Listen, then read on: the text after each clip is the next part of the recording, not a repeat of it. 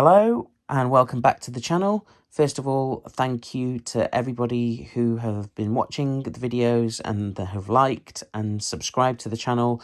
I'll keep making the videos if you keep watching them.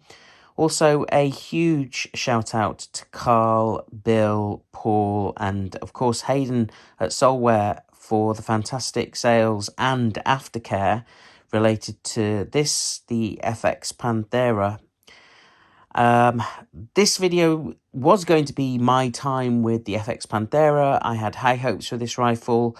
However, unfortunately, this particular unit is the second FX Panthera I've owned, and unfortunately this particular unit is going back to the store for a refund because I'm going to wait until the UK versions anyway have had their problems ironed out. And I'm going to tell you what issues I faced when I've had this rifle.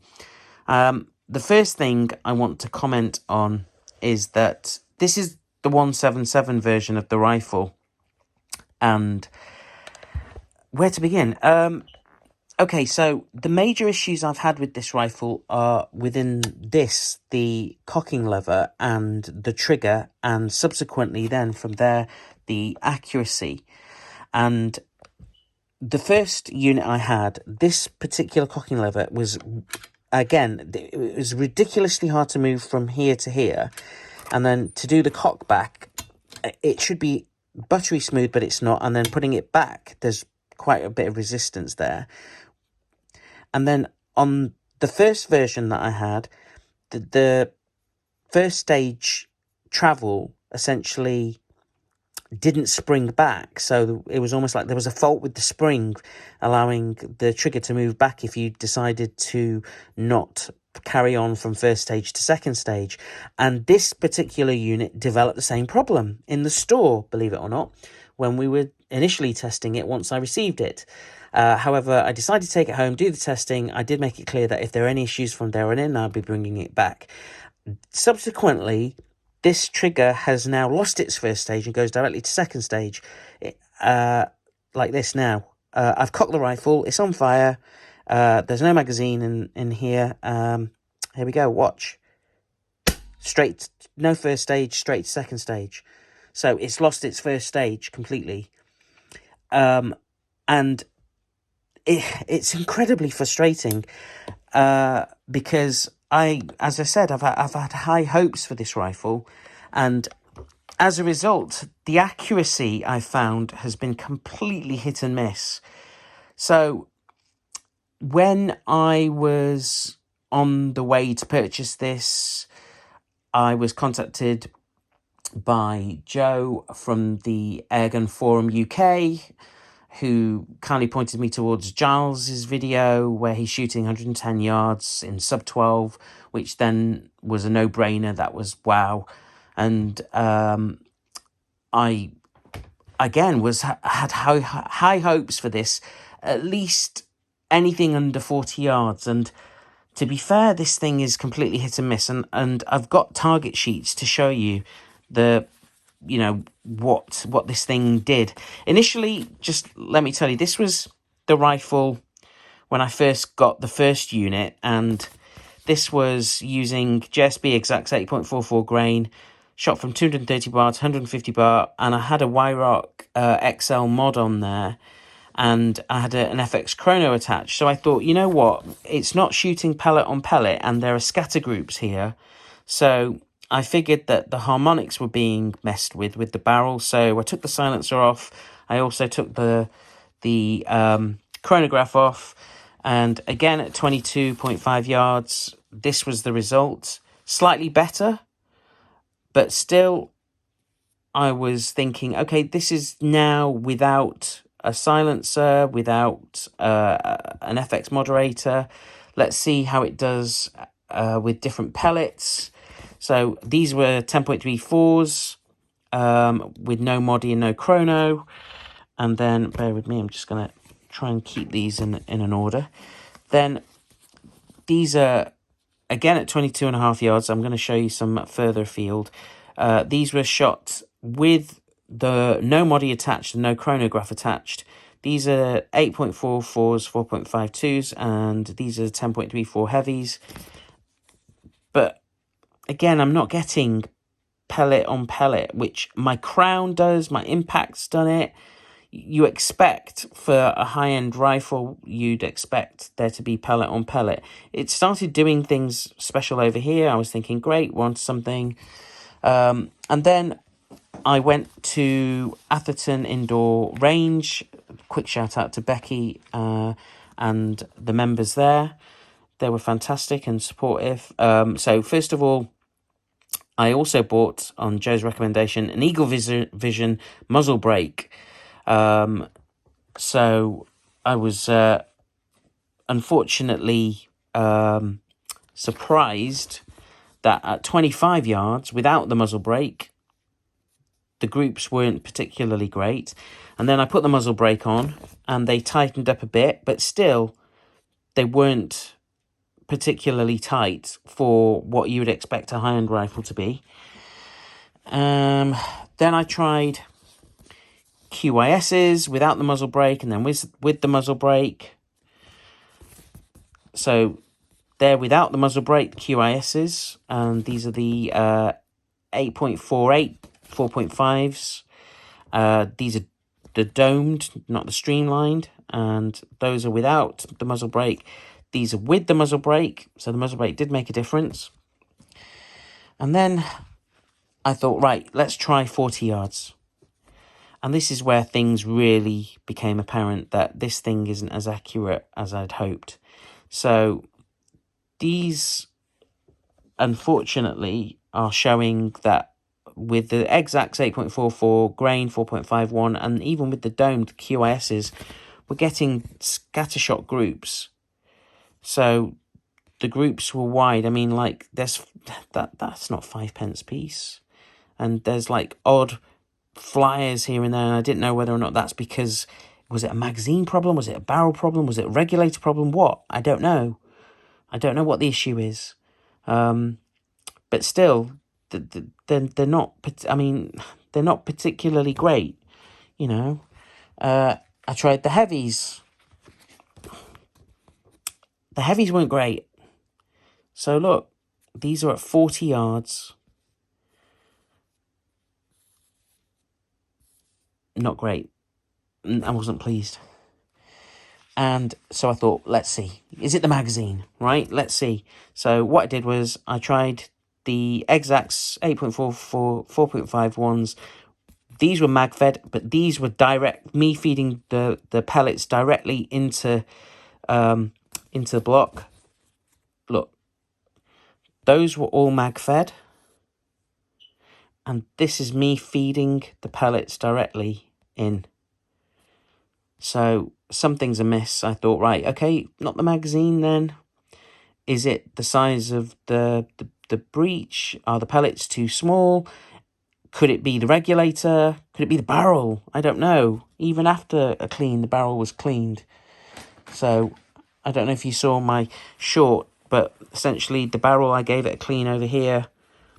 It was clean. I mean, the barrel was relatively clean when I did a pull through.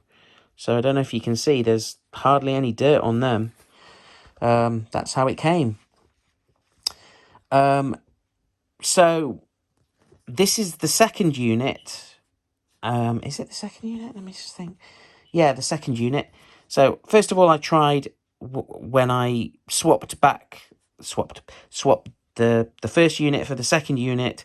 Came home, immediately tried it at 22.5 yards. Even though I tried it in the store, their range was about 10 yards. Not great, but it was showing that it lightly streamlined 9 QIS, not streamlined 9.56 grain, 4.49 upon Hayden's recommendation. So I purchased some of those, and I was thinking, great, this is optimistic. Things are going well.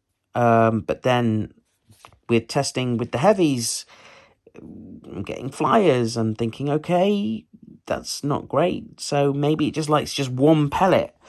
So I'll stick with that one pellet and do an entire sheet. So I did an entire sheet, and the results looked optimistic, but this is 22.5 yards, and this is the Panthera we're talking about, where people are talking about doing some super long range shooting. And at the UK, the standard's been set by Giles shooting 110 yards sub 12, so high expectations. And then back at the range, this is what happened. So this is the QIS 8.444, 9.56 grain, 4.49, 25 yards. So again, the 25-yard group, look, you're getting these weird flyers for some reason. I was there thinking, what's going on? But overall, I was thinking, okay, not bad, but still, why isn't it going through the same hole? I've had other rifles which are of a similar caliber in terms of price. In fact, I've got other rifles which are budget rifles which are putting pellet on pellet. That's a 6-shot group, but look, they're all kind of scattershot 6 as opposed to 6 within the same hole. So this is 25 yards with those QISs, right? Then I thought, let's see 40 yards with the QISs and see what it does. Unfortunately, things started to open up. I was getting more of these weird flyers over here like this. And I checked the pellets. I checked every single pellet before I put it into the mag to make sure the skirts weren't deformed, the heads weren't deformed. They were the best out of the tin. And even still with the best out of the tin. And this is shooting from a Caldwell Precision Rest as well. So I was using that. I was trying to do everything to omit shooter error. Even the scope I was using is a Hawk Sidewinder Ed 10 to 50 by 60. Still, this is what I was getting. So these are 5-shot groups over here, and then there's 6-shot groups over here. Look at that. 5 shots, then 6. And this is with the pellets that it likes. And then I thought, let's have a look. What's it like with the pellets it's not too fond of. Breathing a heavy sigh of frustration here, because this is what I got. That's 5 shots. Look at that. And then over here, it's almost like scattergun. Again, there's 5 shots here. This it went like this. 1, 2, 3, 4, 5, and then there's another 5 over here. There's another 6 and a 6 here. There's 5 in the corner there over here. So I think hopefully you're getting the picture and my level of frustration with this. I mean, let's just go back and have a look. You can see the holes here. Exacts 8.44, 4.51s. Heavies 10.34, 4.52 over here. JSB exacts 8.44, 4.52s over here. And at the bottom, the QS Dome this time, 8.48, 4.50s. So that's 40 yards. And then I tried going back to Old Faithful, the ones that it likes, 9.56 QISs, 4.49, 40 yards. And I put the muzzle brake on this rifle. And this is what it was getting. So, again, it's like this is no consistency whatsoever. I was thinking it's going to tighten up, but no, look, scattershot groups, still. Again, not great, not great, not great, not great, not great. And then I got talking to Dwayne, who's one of the members there, Dwayne Hall, who was a really nice guy, really friendly, and we got talking, and he got me to try some of these Dome Spitfires, 8.1 grain, just to see how it performs. No, didn't like those very much. And neither did it like BSA Gold Stars or Superfields. BSA Gold Stars 8.64 grain, or the Superfields. So those are the groups. Not particularly good. By the way, those QIS 9.56 with a BSA Scorpion that I got, which I might do a video on later on, but still, I need to clean the barrel. This is what this showed me, and also get a better scope. But that's a different story. This is what we're focusing on. Ultimately, I'll be honest with you, am I happy with these results? The answer's no. I'm not happy with these results, which is why, unfortunately, this is going back. This is the second unit. The cocking mechanism it's gotten stiffer. The trigger lost its first stage spring back. Now it's completely lost its first stage. It periodically, accuracy-wise, it's all over the place. So I don't know what the issue is. And this is, as I said, the second one I've had. So FX, if you're listening, I'll happily test another rifle if you send me one.